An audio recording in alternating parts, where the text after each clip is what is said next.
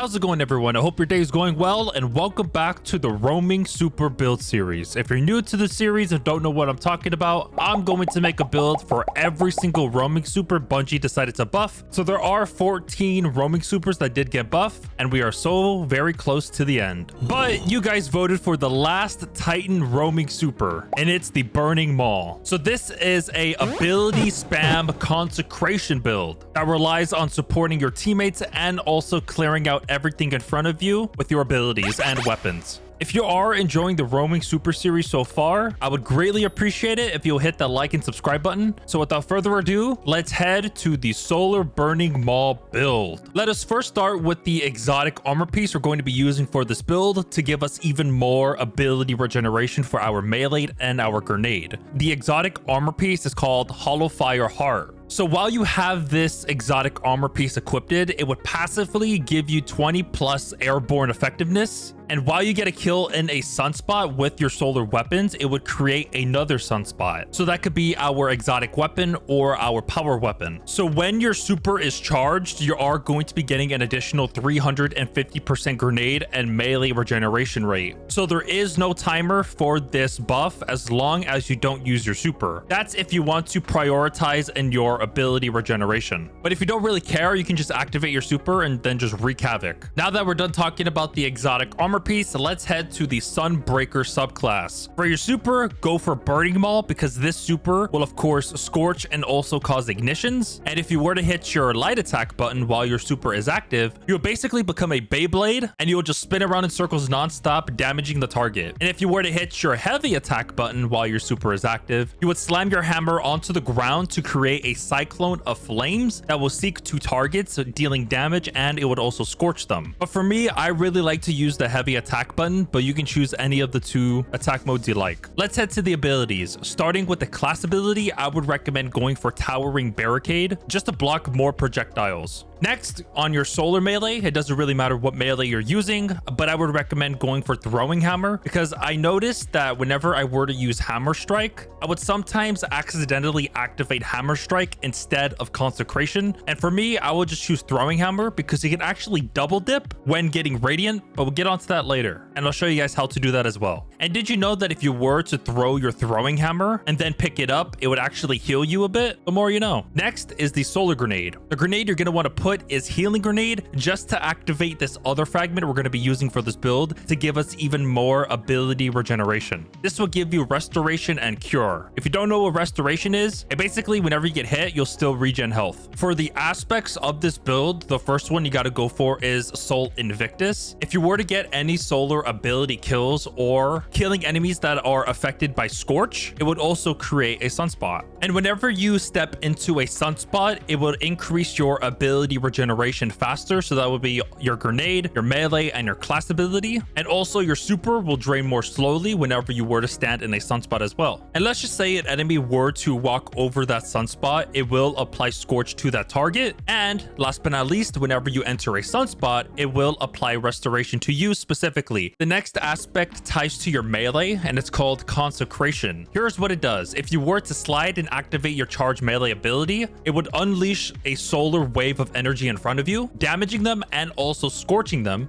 and it would also leap you into the air. When you're in the air, activate your charge melee again to slam down onto the ground to create a bigger wave of solar energy, damaging them, and if that enemy is scorched, they will ignite. So in total, we are going to be getting 4 fragments. The first one, go for Ember of Torches. Powered melee attacks against combatants makes you and your nearby allies radiant, but sadly, you get -10 discipline. While you have radiant activated, it will increase your weapon damage, and you would also have the ability to stun anti-barrier champions. So here is how you can be able to double dip whenever you're activating Radiant. So you're going to use your Throwing Hammer, your raw Throwing Hammer, just toss it, bonk them. That will give you Radiant. And as soon as you run towards it and pick it up, you'll get your melee back. And then you can activate your Consecration onto an enemy as well to re-proc Radiant as well. And also, you don't really have to proc Consecration. You can just keep bonking the enemies with your basic Throwing Hammer if you just want to keep an uptime for Radiant. But we do have another fragment that that will do that already. And that fragment is called Ember of Empyrean. Solar weapon or ability final blows extend the duration of restoration and radiant effects applied to you, but sadly you'll get -10 resilience. So the only abilities that can be able to activate this fragment is our super and our melee. You're also going to be getting a small window when it comes to activating restoration to proc this fragment, because you would only have 4 seconds whenever you throw your healing grenade on yourself. So within those 4 seconds, try to get a solar ability kill or solar weapon kills if you want to have a 100% uptime for restoration. Don't worry about radiant because we have our melee ability to give us radiant, and that's pretty easy to get. The next 2 fragment will tie to our abilities, and the first one is specifically towards our melee, and this one is called Ember of Searing. Whenever we were to defeat scorched targets, it would grant us melee energy, and it would also create a fire sprite. And you're also going to be getting +10 recovery. Whenever you pick up a fire sprite, it will give you grenade energy. And the second one that ties to our abilities is Ember of Benevolence. Whenever we were to apply restoration, cure, or radiant to allies, it would grant increased grenade, melee, and class ability regeneration for a short duration. So this will give us an extra +400% increase in ability regeneration just by applying restoration, cure, or radiant. So in this build, we are going to be activating all of those buffs, so we have more of a higher chance to activate this fragment, but sadly you'll get -10 discipline. On to the weapons for this build. For the kinetic weapon, you can choose any grenade launcher you like, just because we can be able to stun overload champions because of the seasonal artifacts. But in the gameplay that you are seeing, I am using this stasis grenade launcher called the LITURGY, because I think personally this is one of the best grenade launchers in the game because of the perks. And what's cool about this is that you can get it from the battle pass. But if you want to get the god roll LITURGY, you would have to be level 131 in the battle pass. So here's what it comes with if you did get this from the battle pass. On the second column, it comes with disorienting grenades. This would, 1, decrease the blast radius, so it would give you 0 blast radius, but it would have the ability to blind targets, or should I say disorient enemies. So if you were to get a direct impact or make the projectile explode near them, they won't be able to shoot you because they'll be blinded.